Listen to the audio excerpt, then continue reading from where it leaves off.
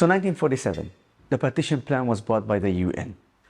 And what happened is that the Jews accepted the plan, the Arabs denied the plan. And by the way, watch this. It's not the Palestinians, it was the Arabs who denied the land, the partition plan. It was the Arabs, the Arab leaders who decided to reject the plan. Which gives you just a little bit of understanding how even at that time did not even refer to the people in the land as Palestinians, but as Arabs and Jews. The Jews accepted the plan despite the fact that it was much more smaller and without any natural resources. And because of the rejection of the Arab leader, the war began and they lost.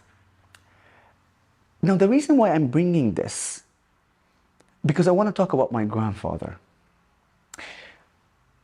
My grandfather got an order to evacuate and get out of his village. Not by the Jews, by the Arab leaders from Syria and Lebanon. My grandfather rejected this request or demand back then. And he stayed and he said, I'm staying in my land. And when the IDF came, no one took his land. I'm speaking specifically about my grandfather. I'm not saying there weren't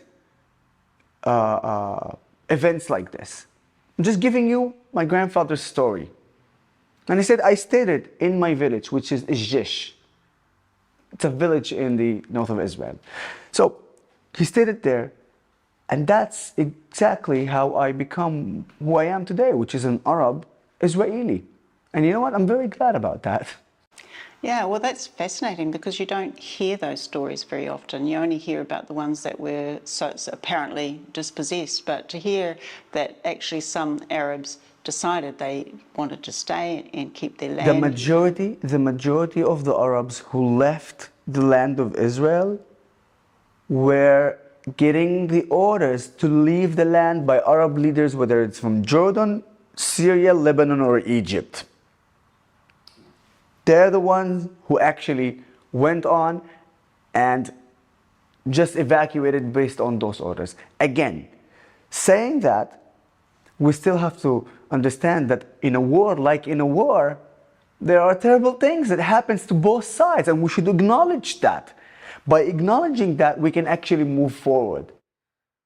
That's my message, I guess.